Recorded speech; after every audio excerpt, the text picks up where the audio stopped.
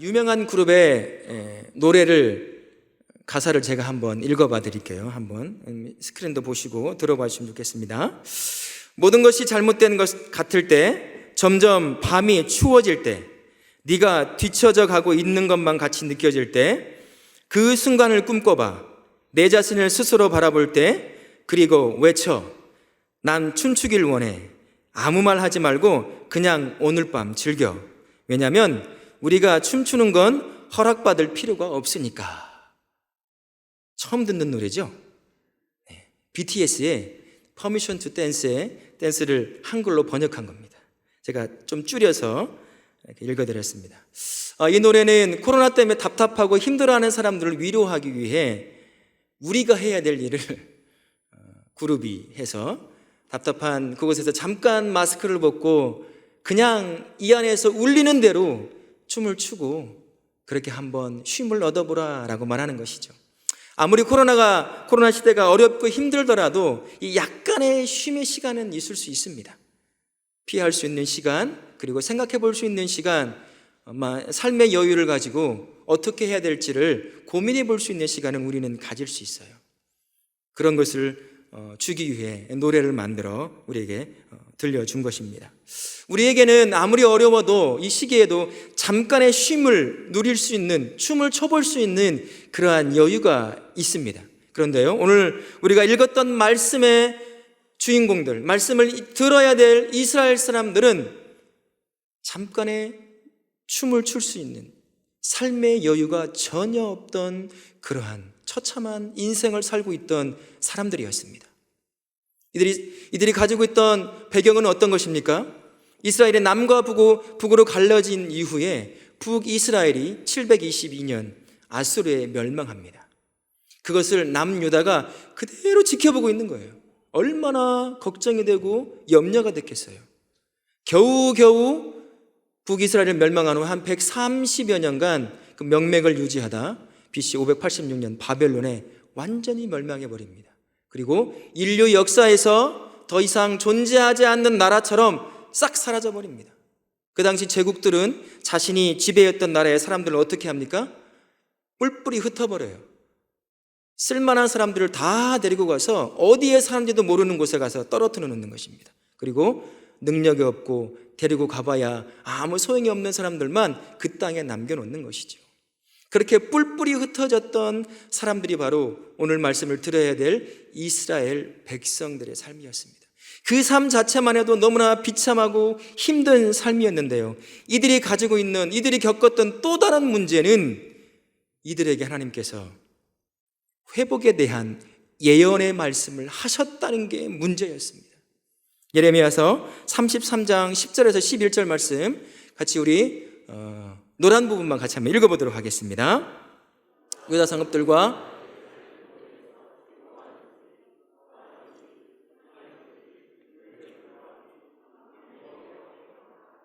여호와는 선하시니 그 인자하심이 영원하다 하는 소리와 여호와의 성전에 감사제를 드린 자들의 소리가 다시 들리리니 이는 내가 이 땅에 포로를 돌려보내어 지난 날처럼 되게 할 것임이라. 하나님은 비참함 가운데 있었던 이스라엘 민족들, 비록 불순종과 죄로 말미암아 징계 가운데 뿔뿔이 여러 나라에 흩어졌지만 그럼에도 불구하고 하나님은 이들을 향해 다시 회복시키고자 하시는 그 마음을 가지고 예레미야 선지자 입을 통해서 회복에 대한 예언을 하신 것입니다. 이게 바로 우리 하나님 아버지의 마음이에요. 우리 하나님 아버지는 자신을 향해 죄를 짓는 자들에게 회개하며 돌이킬 때 다시 회복시키시는 그 마음을 갖고 계시는 분이 우리 하나님 아버지이십니다. 문제는 하나님께서 주신 이 회복의 예언의 말씀이 그 당시 살아가던 이스라엘 사람들에게는 피부에 와닿지 않았다는 게 문제예요. 여러분 생각해 보세요. 북이스라엘이 BC 722년에 멸망했습니다. 그 이후에 북이스라엘 사람들의 회복됨이 있었습니까? 아니요, 없었어요. 그리고 130여 년 동안 아무런 회복이 없었습니다. 그리고 BC 586년에 바벨론의 남유다가 멸망하고 나서 어떤 회복이 있었나요? 그 이후에도 다시 70년이라고 하는 시간을 기다려야 했습니다. 여러분 70년이 얼마나 긴 줄 아세요? 세대가 두 세대 이상 바뀌는 세대, 기간이에요. 강산이 몇 번 바뀌었을까요? 강산이 몇 번 바뀌었냐고요? 7번 바뀌는 시간이 70년입니다. 그 70년 동안 다른 건 다 뒤로 하고 70년만 딱 두고 본다고 해도 70년 동안 하나님이 선포한, 예레미야 입을 통해 선포한 회복에 대한 예언의 말씀이 이스라엘 사람들의 내면에 얼마나 간절한 기대함을 갖고 남아 있었을까 한번 생각해 보세요. 제가 보기엔 거의 남아 있지 않았을 겁니다.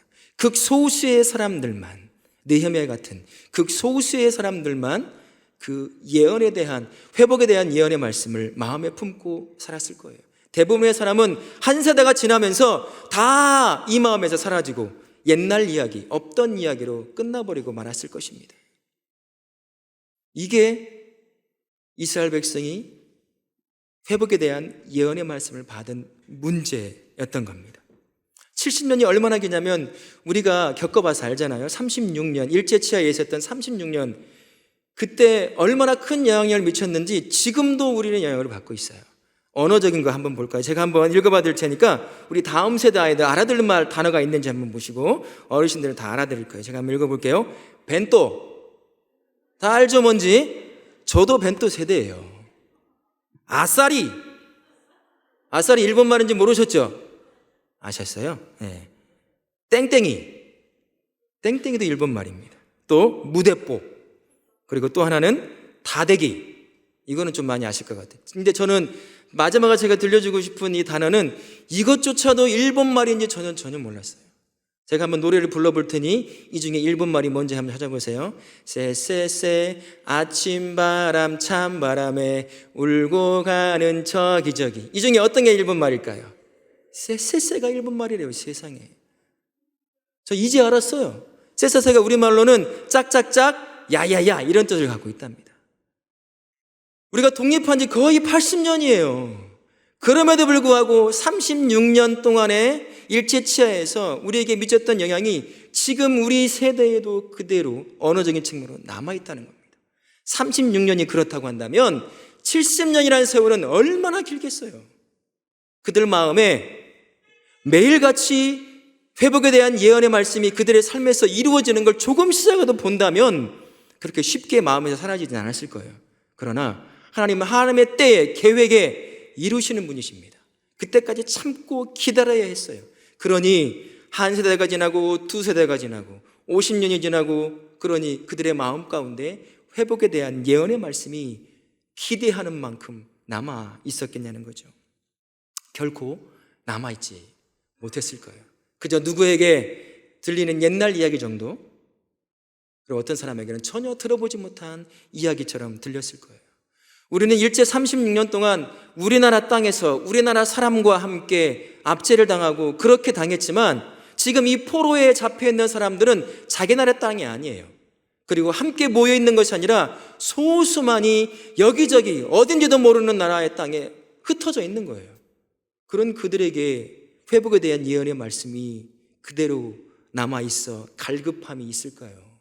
거의 없을 것입니다. 우리 하나님은 이것을 보시고 이사야의 입을 여십니다. 그래서 60장 1절에서 이렇게 말씀하십니다. 일어나 빛을 발하라. 이는 내 빛이 이르렀고 여호와의 영광이 내 위에 임하였음이니라.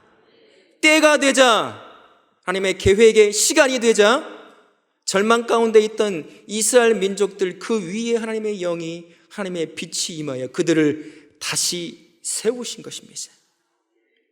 이게 바로 우리 하나님의 아버지의 마음이에요. 비록 징계 가운데 그를 싹 흩어버렸지만 참고 참았다 계획의 그때에 그들에게 임하여 다시 그들을 회복시키시는 것입니다. 회복시키고자 하시는 하나님의 마음이 얼마나 절절했는지 60장 전체 22절까지의 한 단어를 보면 알 수 있어요. 60장에서 총 22절밖에 되지 않는데요, 여기에 이스라엘을 지칭하는 너, 내라는 단어가 몇 번 나오는 줄 아세요? 쉬운 한 번이 나와요. 모든 구절에, 한 구절 빼고 모든 구절에 다 너, 네. 마치 기다렸다는 듯이 하나님께서 내가 너를 회복하기 위해 얼마나 기다렸는 줄 아니? 참고 참았다. 이제야 내가 터뜨린다는 그런 마음으로 계속해서 이스라엘을 지칭하는 거예요. 우리 하나님의 마음이 바로 그런 마음입니다. 징계 가운데 있다 할지라도 회개함으로 돌아오는 그들을 향해서 다시 회복시키시고자 하시는 마음이 우리 하나님의 마음이라는 것입니다. 그런데요, 이 하나님의 회복하심은 단순히 이스라엘의 회복함만이 있는 것이 아닙니다. 포로로 흩어졌던 그들을 약속의 땅으로 끌어모아 다시 선민을 세우는 그 회복만이 있는 게 아니에요. 우리 9절부터 한번 읽어보셨죠? 회복된 이스라엘을 향해서 어떤 일이 발생합니까? 그들을 핍박하고 죽이고 멸망시켰던 열방이 그들 앞에 나오는 거예요. 무슨 말인가요? 이스라엘의 회복을 통해 열방의 회복이 어떠할 것인지를 보여주는 것입니다. 이스라엘의 회복을 통하여 그곳에 함께 하시는 하나님을 말미암아 이제는 열방이 주 앞에 돌아오는 날이 올 것이다 라는 것을 보여주는 그러한 회복이었던 것입니다. 수천여 년 전 이스라엘을 회복시키시고 그들을 세웠던 하나님은 지금도 똑같은 하나님이세요. 우리가 불순종하고 죄 가운데 빠지면 징계하셔요. 그러나 징계로 끝나지 않는다는 것입니다. 회복시키시는 분이 바로 우리 하나님이십니다. 우리는 지금 한 번도 겪어보지 못한 코로나 시대에 살고 있습니다. 처음에 별것 아닌 것처럼 생각했습니다만 그 전파력에 한번 놀랐어요. 그리고 수십만 명이 죽어가는 그 죽음의 현장을 뉴스를 통해서 보며 충격을 받았습니다. 이로 인하여 사회적, 경제적, 심리적 충격이 얼마나 컸습니까? 특히나 이 코로나가 처음에는 몇 달 정도 갈 것이라고 예상을 했어요. 하지만 시간이 흐를수록 어떻게 됐습니까? 코로나는 점점점 악화되어 갔죠.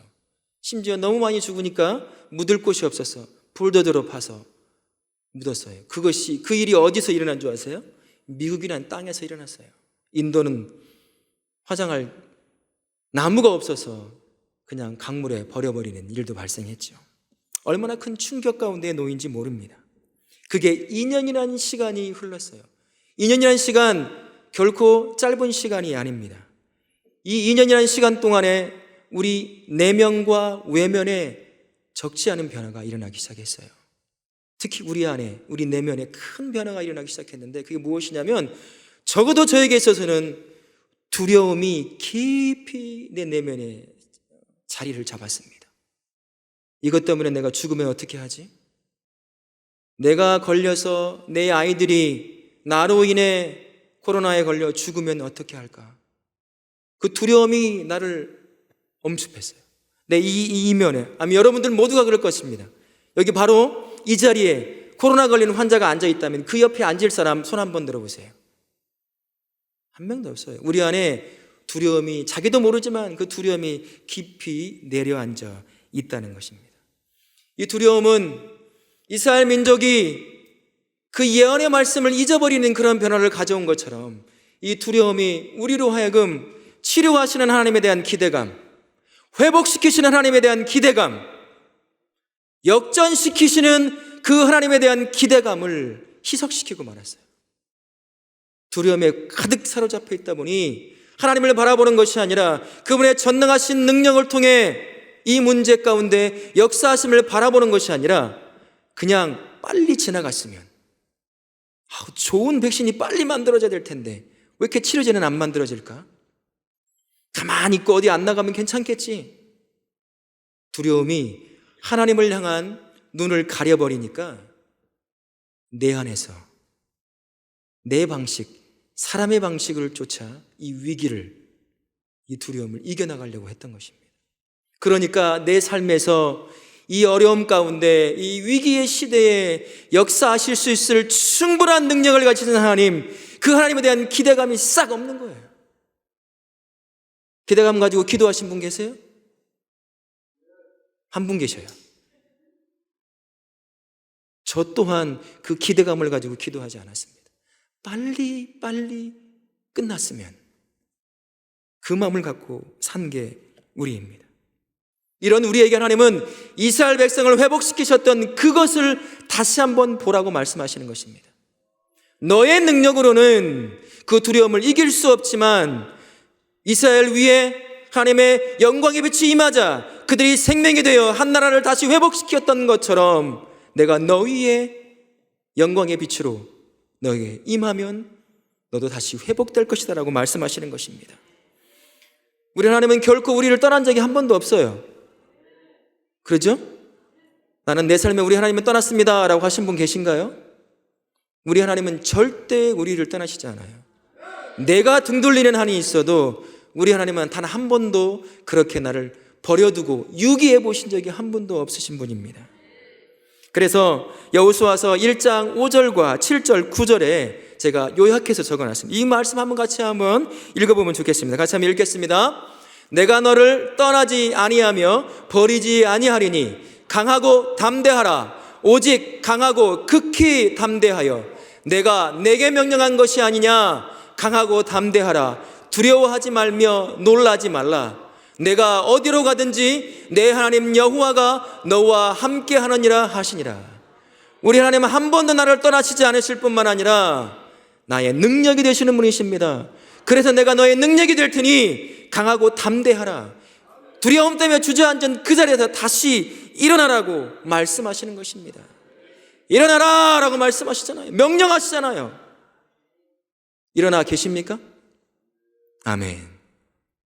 두려움 가운데 하나님의 명령을 쫓아 일어나실 수 있기를 바랍니다.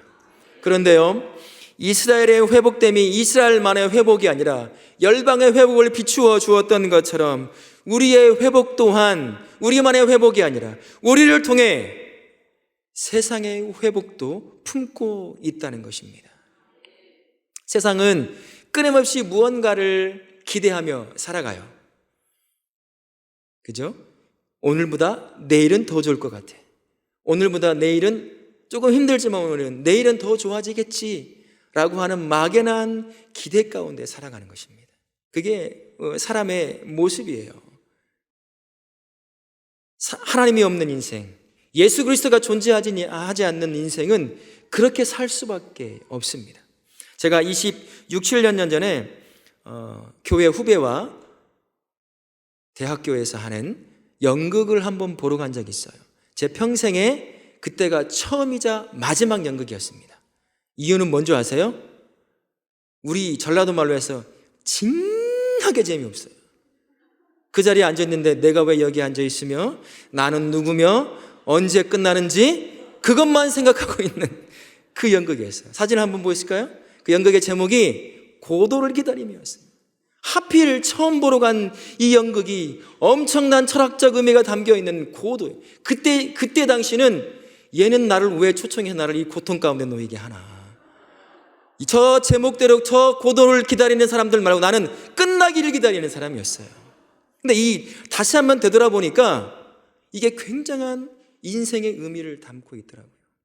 잠깐 얘기해드리면 한번 보세요. 허허벌판에 죽은 나무 한 그루 그리고 주인공 두 사람이 서 있어요. 이 사람들은 누군지도 모를 고도를 기다리는 사람이에요. 누군지도 모르고 뭐 하는 사람인지도 모르고 자기들에게 무엇을 줄 수 있는지도 전혀 모르는 그러한 사람을 막연하게 하루 종일 거기 서서 기다리고 있는 거예요. 그러면 가끔 한 명씩 지나가요. 장군도 지나가고 돈 많이 번 사람도 지나가고 학자도 지나가고 종교인도 지나갑니다. 그러면 그때마다 이 두 주인공이 만날 때마다 큰 기대감을 갖고 만나요. 이제 드디어 고도를 만났구나 하고 만나는데 잠깐 얘기를 나누다 보면 실망감에 빠져요. 직감적으로 이들은 내가 기다리던 고도가 아니다라는 것을 알기 때문이에요. 사실 참 웃기는 거예요. 고도가 누군지도 모르면서 직감적으로 그 사람들이 고도가 아니라고 여기고 실망과 좌절에 빠져요. 그러면 주인공 중에 한 명이 간다 그래요. 그럼 남아있는 사람이 어딜 가냐? 가야지.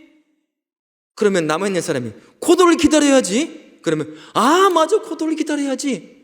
그리고 또 서가지고 또 기다리고 있는 거예요. 하루 종일 이렇게 누군지도 모르고 뭘 줄지도 모르는 그 고도라고 하는 사람을 기다리는 겁니다. 이게 인생 같더라고요.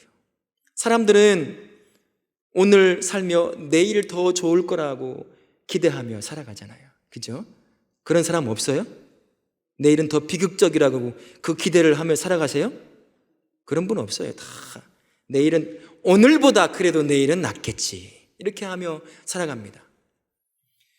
지식이 발달되고 지식을 뒷받침할 만한 과학기술이 뒷받침되고 발달하게 되면 사람들은 내일에 대한 확실한 기대를 갖게 되는 것 같아요.